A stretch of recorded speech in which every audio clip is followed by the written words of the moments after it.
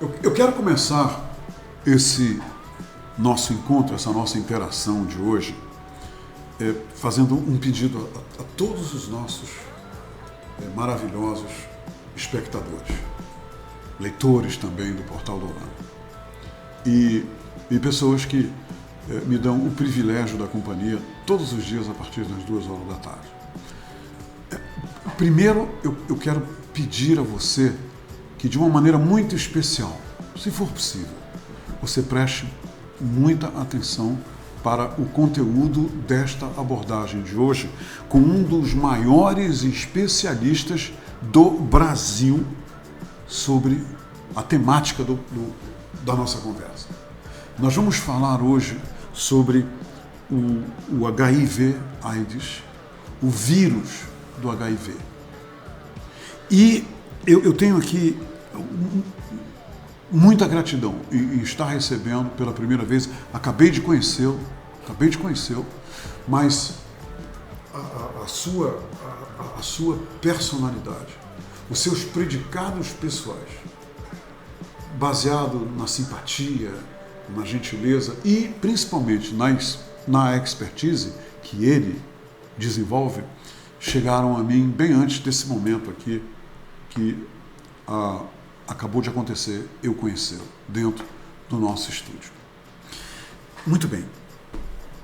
O Dr. Noaldo Oliveira de Lucena é um grande especialista.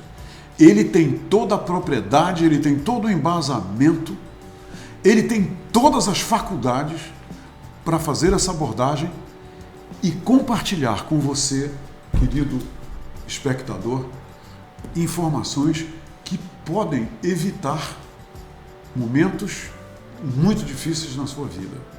Porque o vírus HIV, ele é um vírus que provoca uma consequência para a qual não existe ainda cura. Não tem cura. O tratamento evoluiu e as pessoas passaram a ter uma qualidade de vida bem melhor devido ao tratamento, mas ele não tem cura.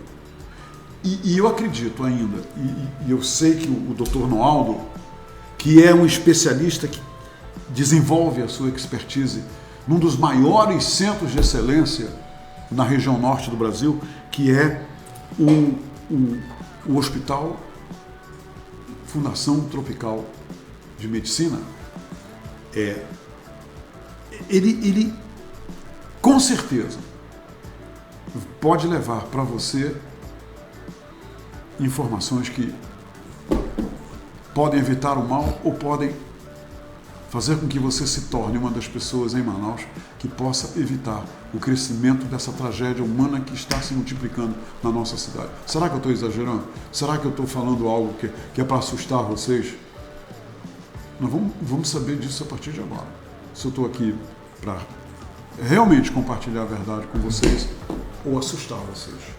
Mas a decisão, quem vai decidir isso são os nossos espectadores. Tá bem? Aqui está um pedido de amigo.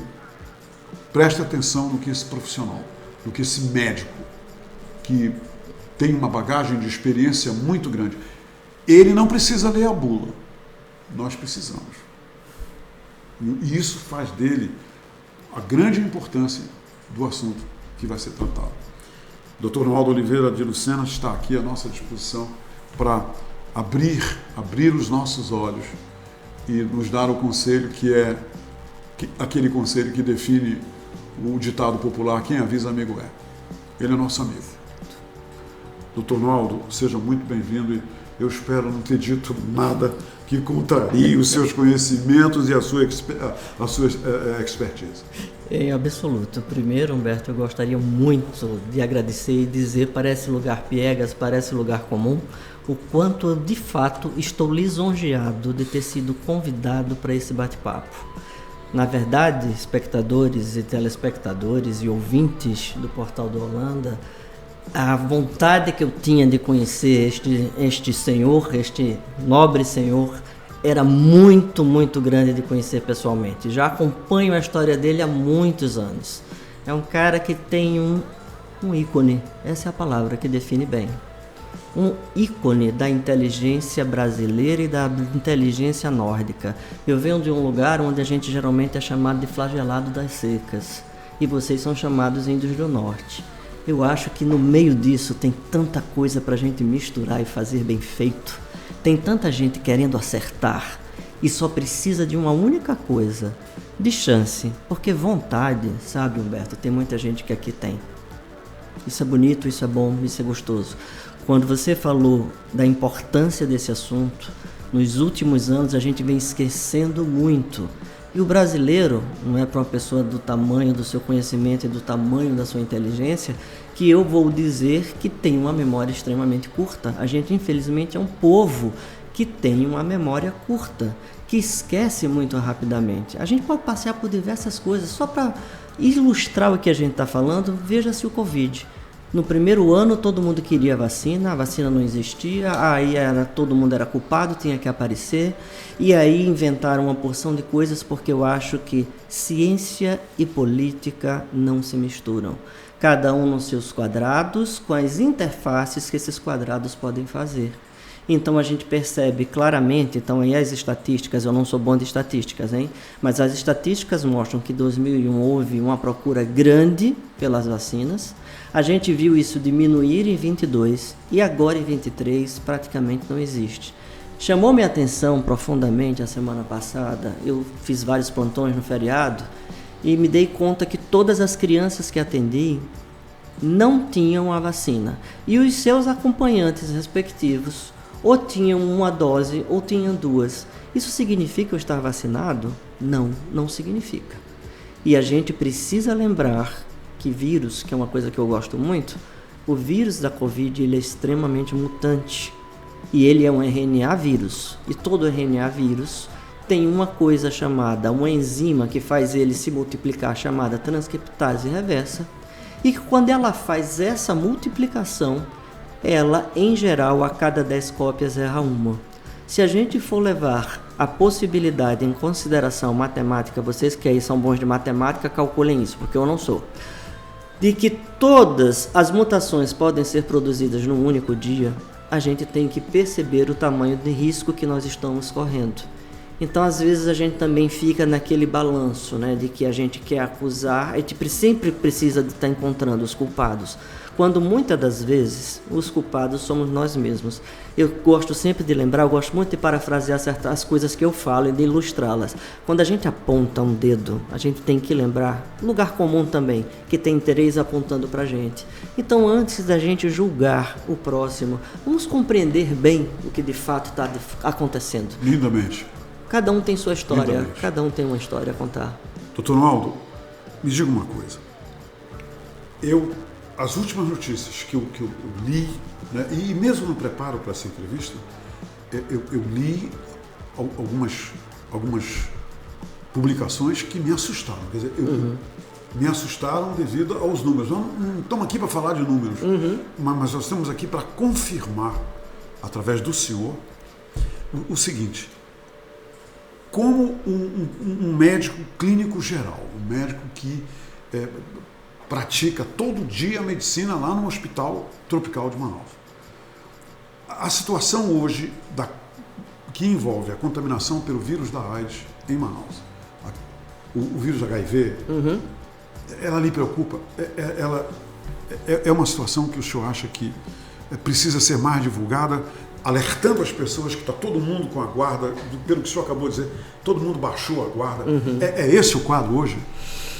Bom, na verdade, o que é que a gente observou? Eu acho que dos últimos 4 ou 5 anos para cá, a gente parou muito de falar e de alertar sobre as infecções, hoje a gente chama de infecções sexualmente transmissíveis, justamente pela diferença que existe. Doença sempre pressupõe você ter sinais e sintomas, ou seja, eu estou gripado, mas eu estou espirrando, você vê objetivamente numa outra pessoa um sinal. Ele relata para você uma dor na garganta, isso é um sintoma.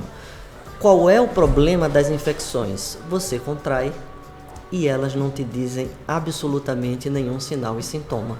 Esse é o caso, por exemplo, do HIV, entre tantas outras que a gente pode falar aqui também. O HIV é uma doença que você se contamina justamente hoje, você contrai hoje, e muito provavelmente, se você não for um dos escolhidos por uma situação extremamente rara, que é a infecção aguda pelo HIV, isso só verá se manifestar nos países menos desenvolvidos lá pelo 5º, 7º, 8º ano, e nos países mais desenvolvidos lá pelo 10º, 12º ano. Ou seja, se você não faz nenhuma tentativa... Um inimigo oculto. Um inimigo oculto. É uma epidemia silenciosa.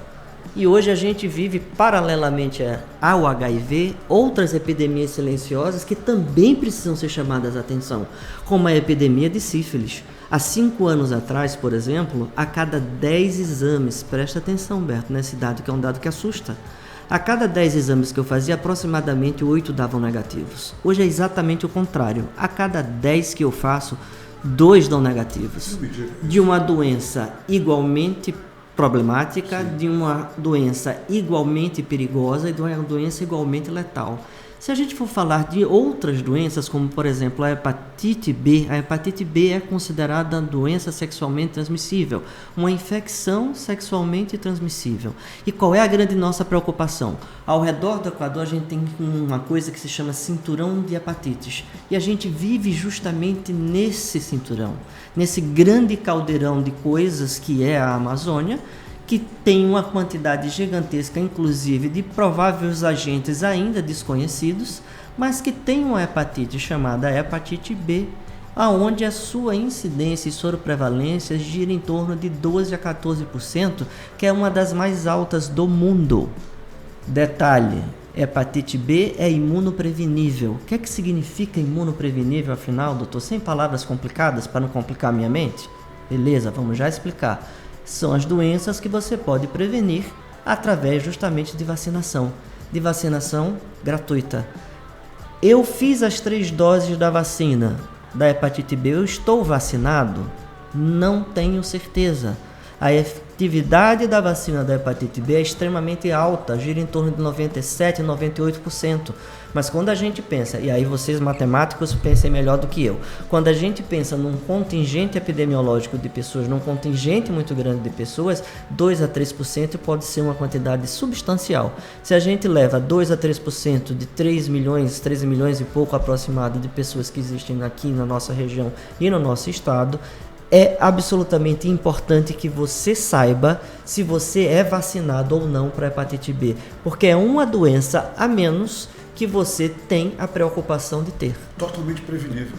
Totalmente prevenível. Hepatite A também, que eventualmente pode ser transmitida sexualmente. A prevenção é tudo em todo esse sistema de contaminação, não é, doutor? Absolutamente. Quando a gente vê os investimentos nos países civilizados, a gente tem uma média de que para cada dólar que você investe, você tem 4 de retorno. Claro que não é imediato, mas a longo prazo. Isso a gente está falando financeiramente, mas uma vida não tem preço. Né? Uma vida não tem, você não pode colocar preço numa vida, você pode colocar valor, mas preço é impossível. Então na hora que você perde alguém, você perdeu uma pessoa.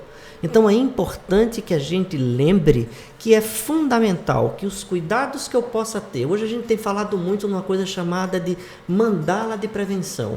O que é essa mandala de prevenção? Primeiro, acho que a gente precisa sim evoluir e quero deixar muito claro a minha opinião, que é uma opinião pessoal e não do portal. Pelo amor de Deus, é uma opinião pessoal. Se alguém quiser fazer algum comentário depois, é uma opinião pessoal.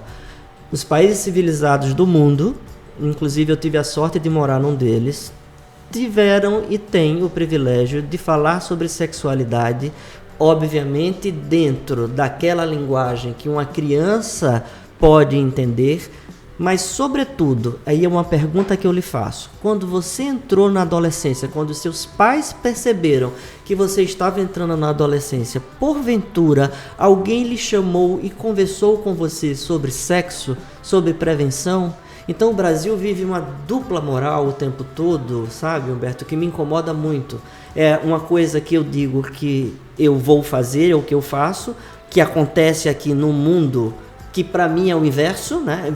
Acontece no mundo virtual, quando no mundo real eu saio às vezes feito os bichos que saem pelo meio da noite escondido para fazer as coisas. Ora, quando eu saio para fazer isso, certamente riscos muito importantes eu estou correndo.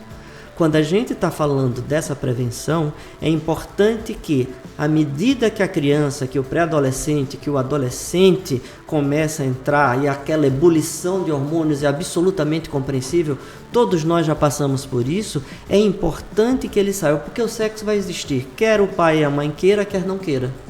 Então isso, em pelo menos 99% das vezes, irá acontecer.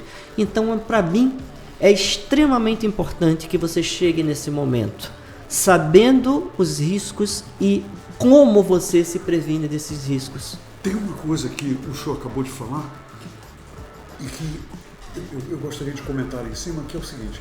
Eu fui em 3 farmácias e eu perguntei numa farmácia se os jovens vão lá comprar camisinha.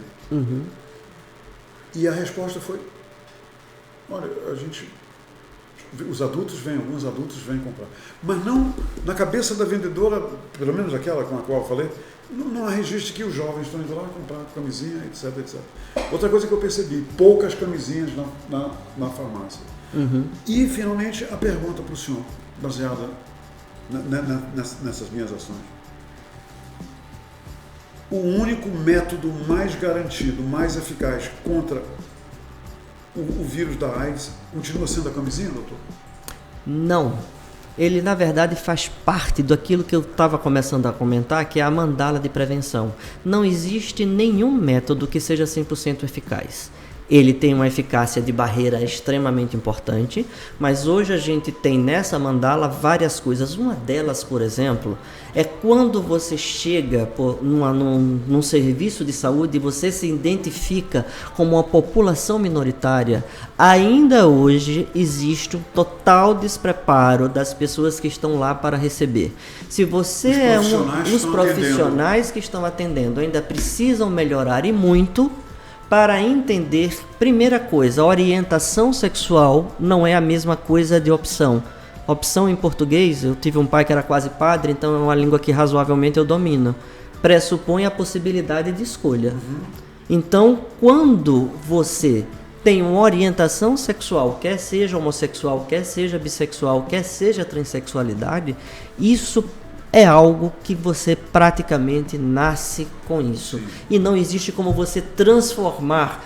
Da mesma forma que aí, uma vez estava numa palestra, fazendo uma palestra, viu, Humberto, me chamou muita atenção porque era uma palestra com pessoas de uma determinada religião e me disseram, não, mas isso é pecado, e isso é proibido, e isso está errado. E aí eu virei e perguntei uma coisa que eu achei que era a chave. Bom, se vocês compreendem que alguém pode influenciar alguém ao ponto dela se transformar num homossexual, num ladrão, num traficante ou num alguma outra coisa, eu gostaria de perguntar então, por que é que um casal heterossexual dá origem a um filho homossexual? E por que um casal homossexual dá origem a um filho heterossexual? Então existe muito mais coisas a serem definidas, como talvez até 15, 20 anos atrás a gente definiu o alcoolismo como uma opção, e hoje a gente já sabe que existe um gene que determina o alcoolismo. Então quem tem o gene do alcoolismo na família, e eu não tenho nenhum pudor de dizer que tenho, perdi um avô e perdi um irmão para o alcoolismo, são doenças que precisam ser tratadas com o olhar da simplicidade, com o olhar da seriedade, com o olhar da complacência que a gente precisa começar a voltar a ter, da solidariedade que a gente precisa voltar a ter com os outros seres humanos. Às vezes eu percebo que o Covid foi uma coisa que eu imaginei que ia transformar todos nós em pessoas melhores, mas a sensação... Isso não aconteceu, na sua opinião? Agora a gente vai filosofar um pouquinho, que eu também gosto. Eu percebo muito que a gente saiu daquilo por agora, assim, agora tudo é meu. Muito pelo contrário, eu tenho uma visão das pessoas. Né? Agora a gente vai discutir um assunto que é uma coisa que eu gosto muito, inclusive é motivo de algo que eu estou querendo escrever. Eu acho que todas as vezes, eu acho que o cara dos caras, a gente não precisa acreditar na divindade do Cristo. A gente acabou de passar pela Semana Santa. Mas discutir Cristo enquanto filósofo é absolutamente absurdo. Porque na hora que uma pessoa vira para você e diz assim, ame ao outro como você ama a si mesmo. Ora, você sempre está querendo o melhor para você. Será que a gente consegue, de fato, tentar, pelo menos tentar, se colocar no local do outro e imaginar o que está passando na cabeça desse ser humano e ser tão empático, que não é ser simpático, é você compreender tanto ao ponto de você, que tem uma certa expertise, imaginar que pode contribuir para a melhoria desse outro ser humano? Eu acho que a gente deveria estar num processo evolutivo para o bem, porque nem todo processo evolutivo, como nem toda mutação, a gente usa muita mutação com a conotação de uma coisa ruim. Uma mutação pode ser uma coisa boa. Assim como um processo evolutivo pode ser uma coisa boa, como pode ser uma coisa ruim, né? Eu acho que a gente deveria realmente fazer... Se a gente seguisse o que aquele cara 2000 anos atrás falou, eu acho que a gente teria o mundo que todo mundo vive dizendo. Eu quero para os meus filhos, eu quero para os meus netos. A gente precisa entender que por mais rico que eu seja, por mais 10 carros de ouro que eu possa comprar, eu acho que eu aprendi muito isso lá fora, a gente vive num sistema fechado. A Terra é um sistema fechado. Não existe outro lugar para eu ir. Talvez exista aqui no chão. Eu posso sair de uma palafita, ficar rico, milionário, virar um parvenir, um novo rico, e aí eu posso me transferir para a cobertura que eu queira. Mas quando isso acabar, se a gente acaba com a Terra, a gente vai para onde? Até o momento não existe tecnologia nenhuma que nos possibilite viver em outro local. Então é algo que a gente precisa realmente avaliar.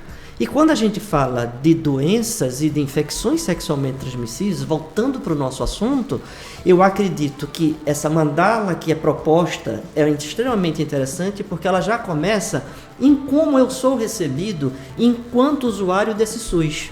Então eu preciso desse acolhimento. Ora, se eu fiz algo que olha que interessante, as 3 principais religiões monoteístas têm o sexo como pecado. Interessante isso, né, Humberto?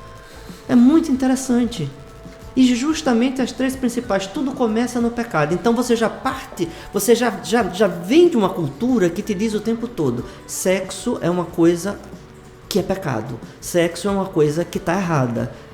Mas será possível que Deus criaria algo que é tão bom para que fosse realmente uma coisa para ser dita e trazida como algo de errado? Eu digo sempre o seguinte: não é o que a gente faz, é como a gente faz. Eu tenho um ditado, eu adoro mudar alguns ditados. A gente diz muito, né, assim, a ocasião faz o ladrão. Eu não acho que é assim. Eu acho que a ocasião, ele revela o ladrão. É outra história.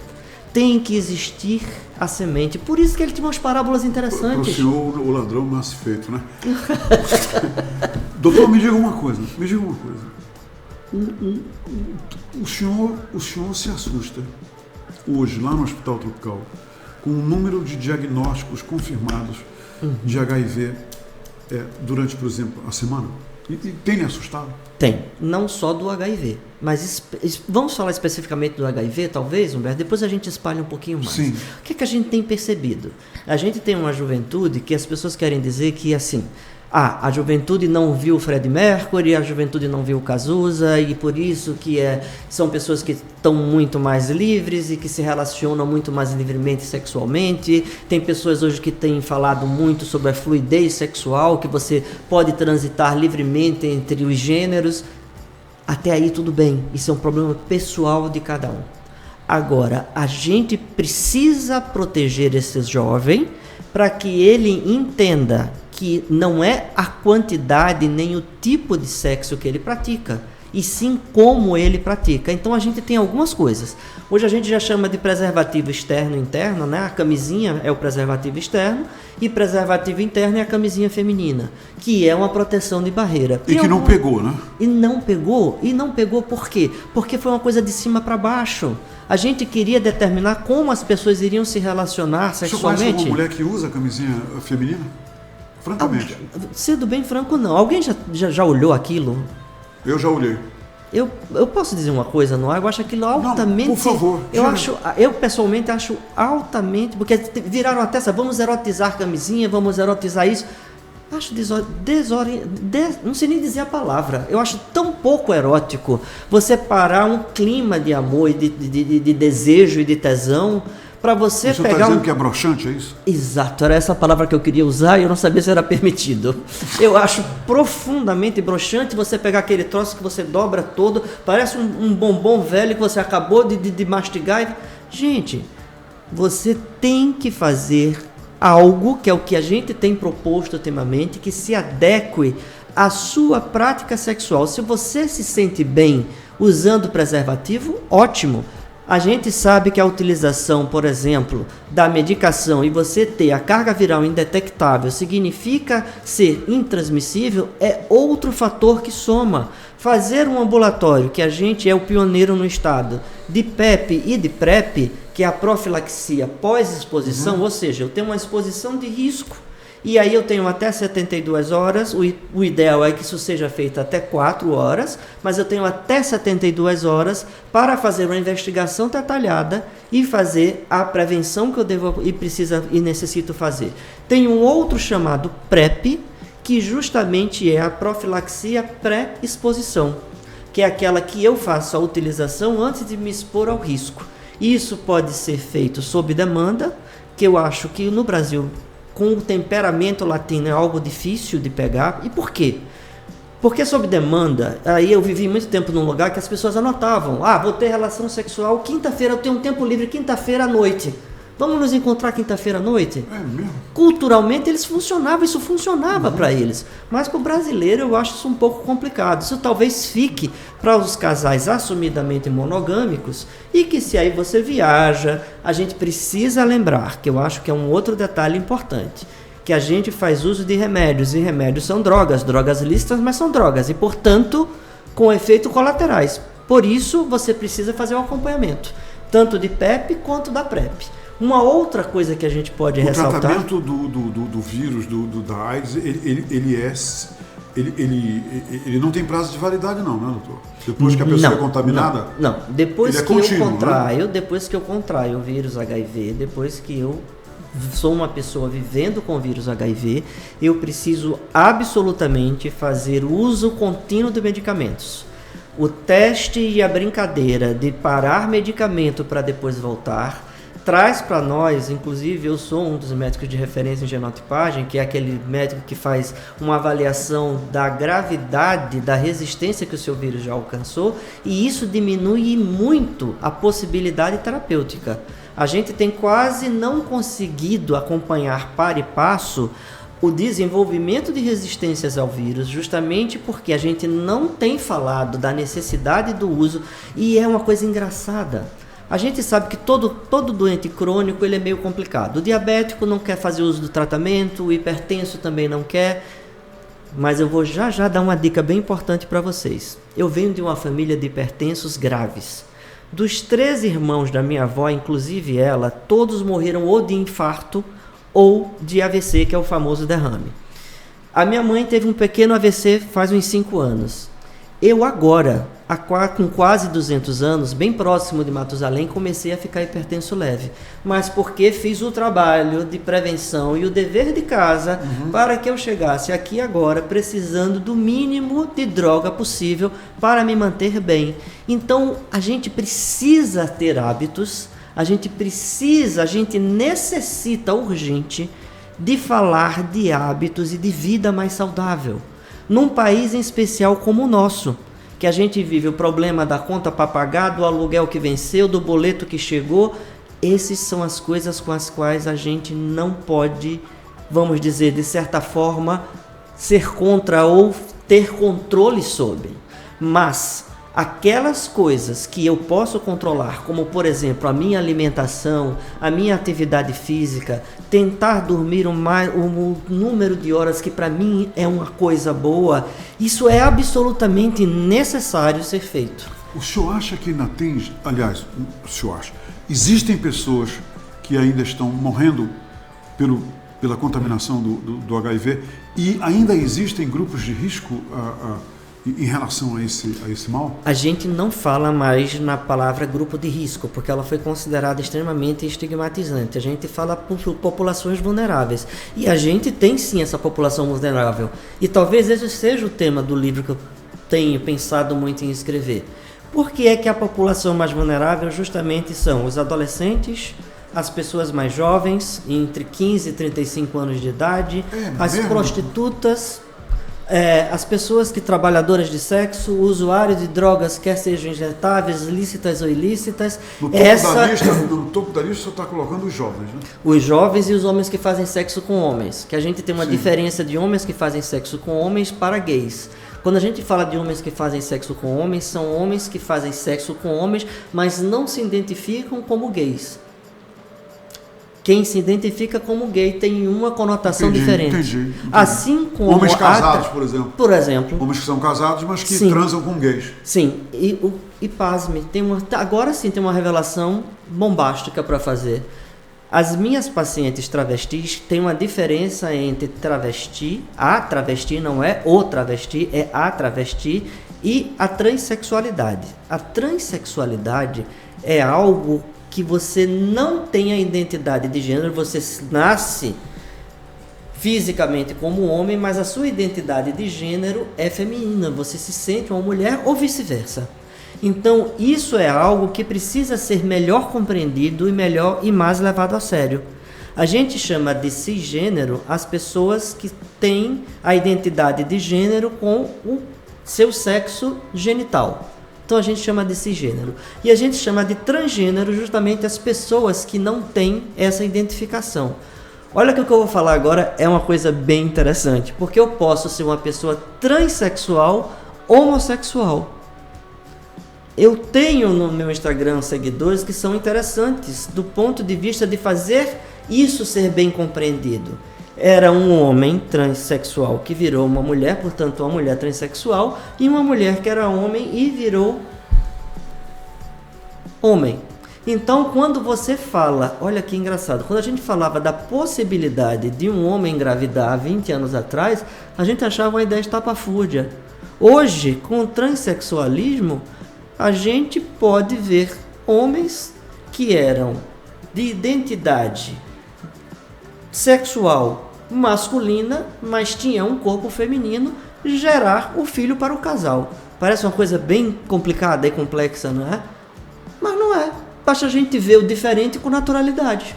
Eu acho que quanto mais naturalidade... Na verdade, no simples, a gente diz é uma mulher que se sente homem e que tem útero e que tem vagina, e é um homem que se sente mulher e que não tem seios e não tem vagina. Quer dizer, isso explica, não é? Explica. Não é isso? Explica, e ainda tem um outro adendo. Existe a possibilidade da cirurgia transexualizadora.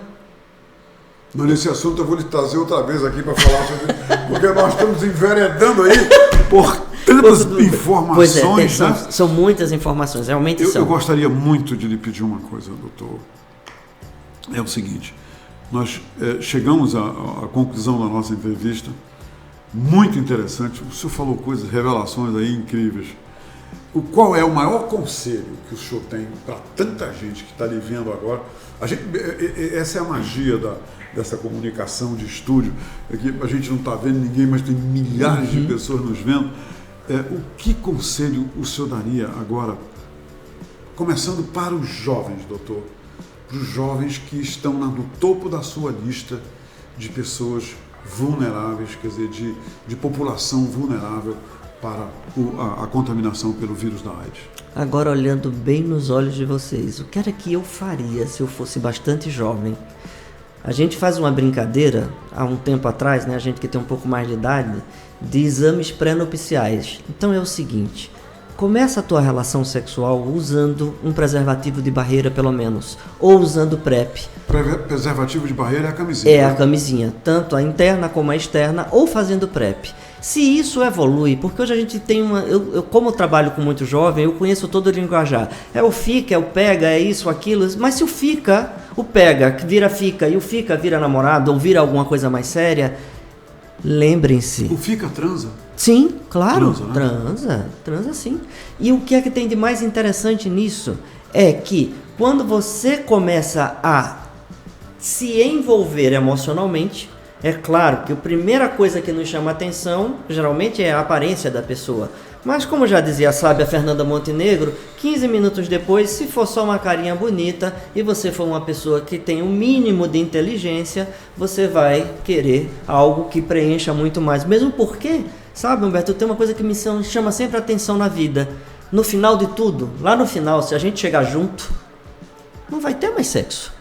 O que vai ter é companheirismo, amizade, consideração, cuidado um com o outro. Mas voltando, faça antes de mais nada seus exames e faça a utilização da PrEP. Em especial se você está naquele momento que a gente às vezes está assim, um pouco mais sexual, a gente às vezes vive momentos que a gente quer transar todo dia, tem vezes que a gente está mais deprimido, acabou um relacionamento, perdeu um emprego, era uma coisa importante pra gente, a gente se retrai mais, então dependendo de todas essas situações, eu acho que essa avaliação precisa ser bem feita para que a melhor prevenção para cada um de vocês que estão nos assistindo seja assim realizada.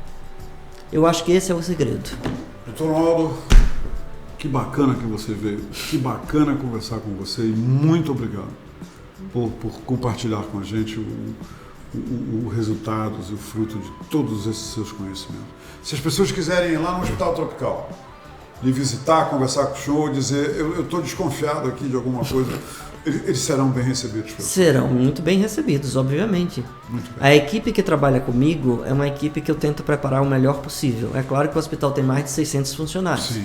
Mas a equipe que trabalha comigo, inclusive a gente faz vários ambulatórios, um deles é justamente um ambulatório de PrEP, uma equipe muito bem preparada e que a gente trabalha muito essa coisa do preconceito, do acolhimento, da necessidade de você fazer com que a pessoa se sinta não julgada, porque quem é você para estar julgando o outro?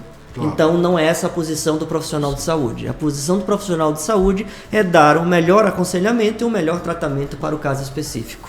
O senhor foi, neste ano de 2023, o nosso convidado, o nosso grande protagonista aqui nas nossas entrevistas, com o mais marcante e maior estilo que nós poderíamos notar. E lhe dizendo o seguinte, nós já fizemos mais de 1000 entrevistas aqui neste programa. Isso é uma coisa que tem a ver com Deus, inclusive. E com essa equipe maravilhosa aqui, que está comigo aqui todos os dias. Eu vou lhe falar só uma coisa. Nós não vamos esquecer o senhor, de jeito nenhum. A sua participação aqui com a gente nesse nosso trabalho será sempre lembrada. Esse seu estilo é tão marcante que nós não poderemos jamais esquecer. Obrigado. Bem, caríssimo. Obrigado, doutor. Eu tô sem palavras. Inclusive, tô emocionado. Gente, eu tô gelado. Coisa rara de acontecer, tá? Mas é porque estar diante de um dos ícones da nossa região, um dos ícones da inteligência, uma das maiores intelectualidades viva, para mim era eu não tenho, tô até gaguejando para falar, coisa que não acontece comigo. Vou fazer um negócio Conhecer que eu nunca Humberto... fiz. Eu vou fazer um negócio que eu nunca fiz nesse programa. Veja o que eu vou fazer. Bem, gente, falar aqui, ó, tá vendo aqui? do Humberto Amorim. Pronto. É exatamente isso. Pronto. Genialidade. Essa é a tradução minha para esse senhor que está na minha frente. Obrigado, doutor. Deus lhe acompanhe. Obrigado. Deus lhe acompanhe. A nós. Gente, por hoje é só. Muito obrigado pela companhia.